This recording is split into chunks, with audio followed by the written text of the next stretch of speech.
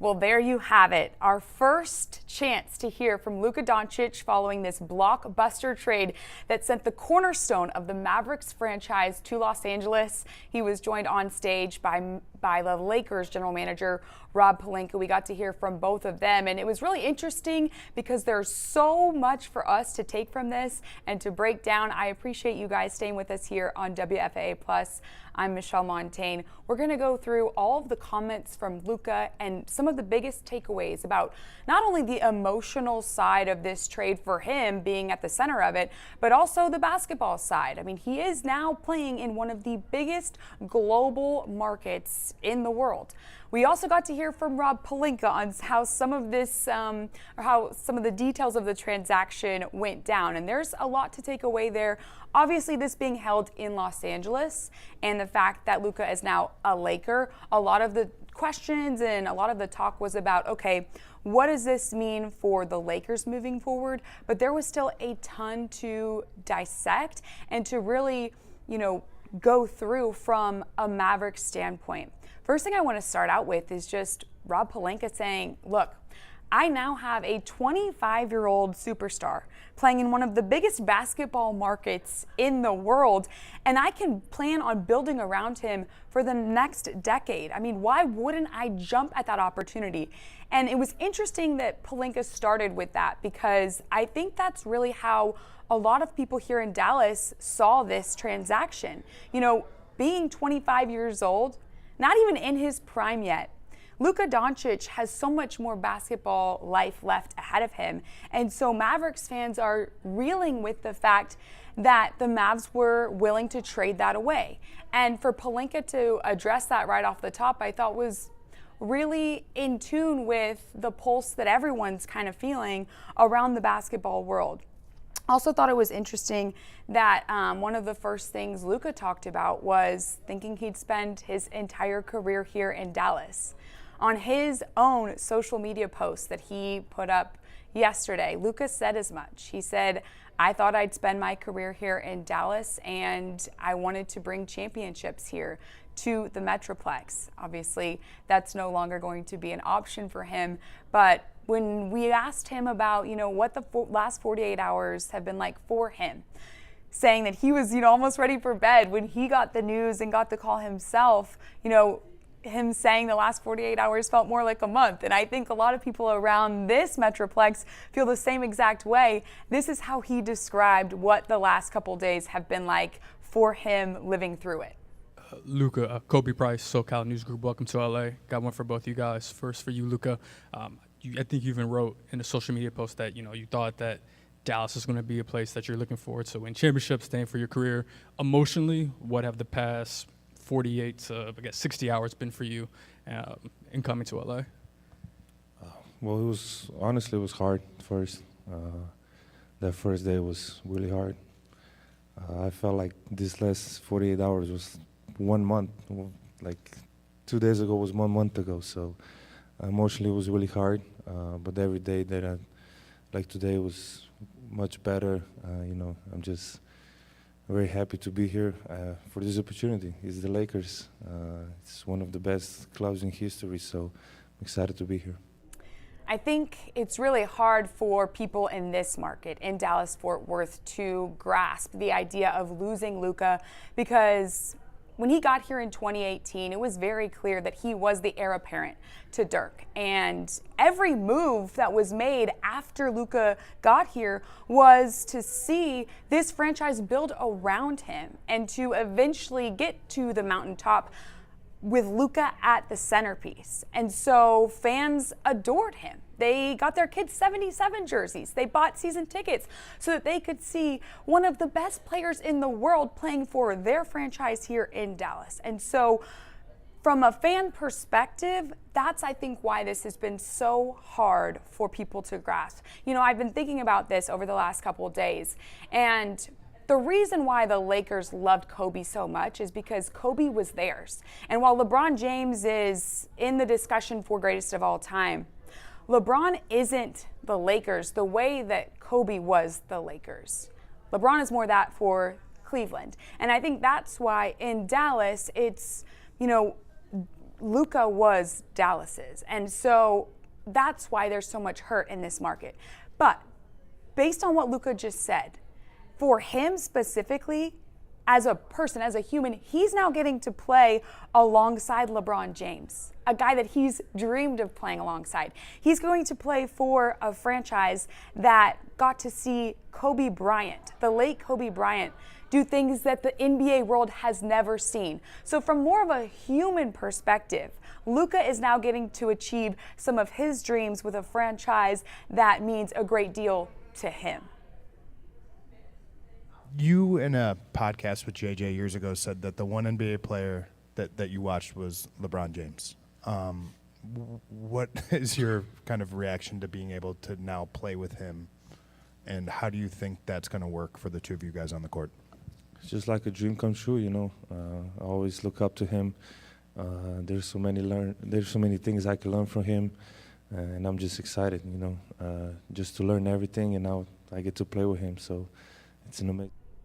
So awesome for Luka getting to play alongside LeBron. I think that'll be interesting to watch, to say the least. But he also talked about the shock factor, and it goes without saying this is the most shocking deal that the NBA has ever seen. So how did it come about? That was also something that Rob Pelinka was asked about. And he said this actually all started over a cup of coffee here in Dallas. And if you don't know the context of the relationship between the two general managers of these franchises, Rob Pelinka of the Lakers, Nico Harrison of the Mavericks, they go way back, like 20 years back, when the two were doing discussions and deals while Nico was still at Nike and while Pelinka was working closely with Kobe Bryant. So Pelinka talked about their history, traveling the world together, making deals together for several years, and that there was an element of trust in the fabric of these discussions that a lot of people on the outside couldn't understand.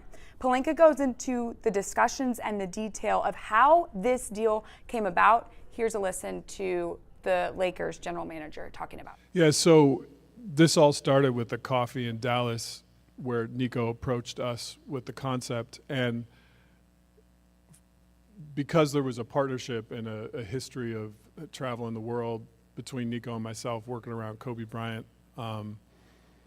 there was a fabric of trust in the discussions. And these type of deals are incredibly intricate and complicated. And along the way, we knew there would be 248 insurmountable snags to get to the end, and there were. And so over the course of 3 weeks, call it, an issue would come up, and we'd think there was no way to climb the mountain, and we'd figure out a way. Then the next issue would come up, and you just keep going, and you stay committed to the work. You stay committed to trying to get the deal done in a partnership sense. I think a lot of people talk about negotiations in terms of who won and who lost. I try to approach a negotiation in the sense of how do we build a partnership where we can get to the end? And I think that was the lens that we worked and the premise we worked under.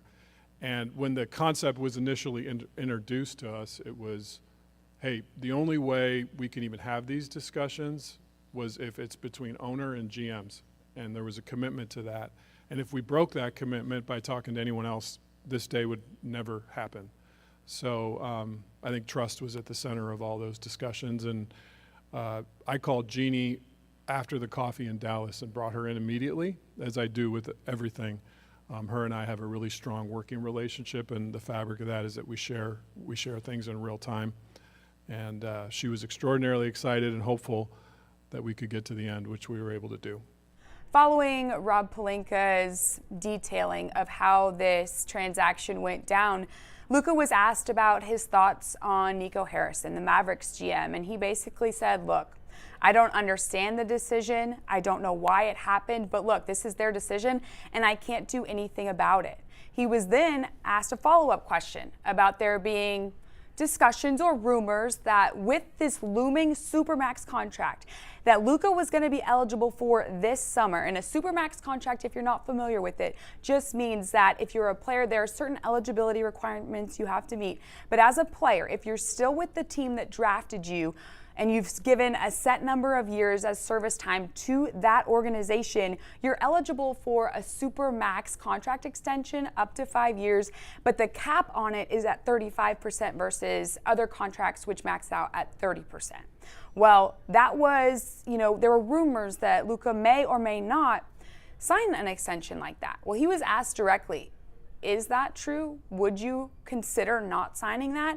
And plainly put, Luka said, absolutely not. So he was able to address head on one of the questions that people thought, okay, maybe that was why Nico would trade him away. Because at the center of all of this, the fans are still trying to understand, how do you trade away a player, one of the top 3 players in the world, not just here in the United States, but in the world, and he's only 25 years old. That is what so many people are struggling with, because Luka has so much more to his career, most likely. And it all comes back to the fans. And Luka did. I mean, he made it clear that he tried to make Dallas his community. He would do different events and do different things where he was out meeting kids and meeting community members and making a difference in a place that he called his home away from home from the time that he was a teenager when he landed in the United States. And so he was asked about what this move has meant to him and how he has grasped leaving a fan base that adored him so much. Luka, welcome to Los Angeles. I'm curious, what's your reaction been the last 48 hours to some of the comments coming from Dallas on your way out the door to join the Lakers? I'm just excited, to be here, to start this new journey. And obviously, at some point I knew this was going to happen, but I would say I always take the high road. I had my amazing moments in Dallas with all my teammates, coaches, and most importantly, the fans, they always supported me. And it was an amazing journey. Is in Los Angeles. It's his turn to try to live up to the long list of legends that have donned the purple and gold.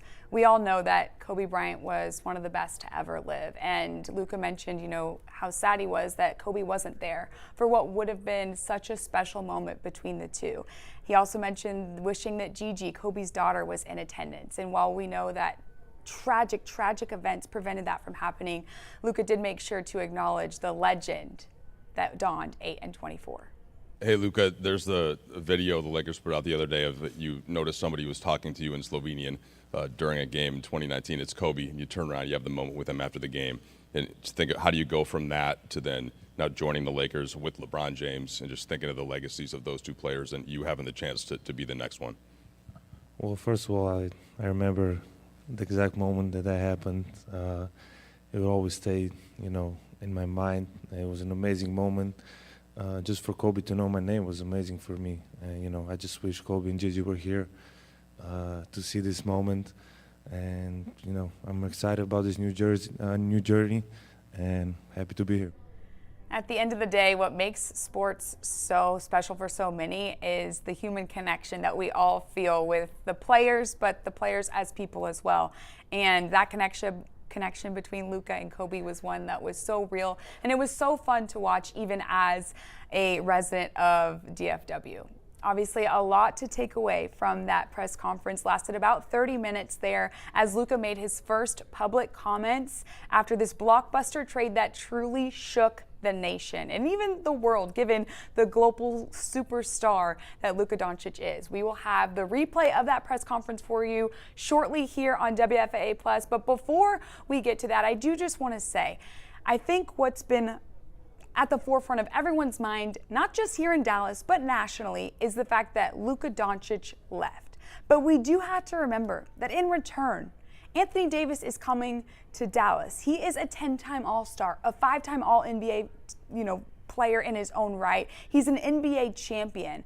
And there is still a lot of basketball to be played here in Dallas. There's still more for us to look forward to from a basketball standpoint. At this point, people are still kind of grieving the loss of a player they loved in Luka. But from a franchise and an organizational standpoint, there's still potential here for this team to win now and in the years coming. So I just want to leave you with that as some sort of remembrance of positivity and hope for at least the immediate future amidst all of this turmoil that I know people are feeling in losing a player that was so beloved in this area. So, like I said, we'll have the replay of Luka's introductory press conference from Los Angeles for you coming up shortly here on WFAA+. Until then, I just want to say thank you so much for staying with us. Remember, the Mavericks do play tonight. They're playing at Philadelphia against the 76ers. That game tips off at 6 o'clock. You can catch that on our sister station, KFAA Channel 29. Until then, thank you for joining us on WFAA+.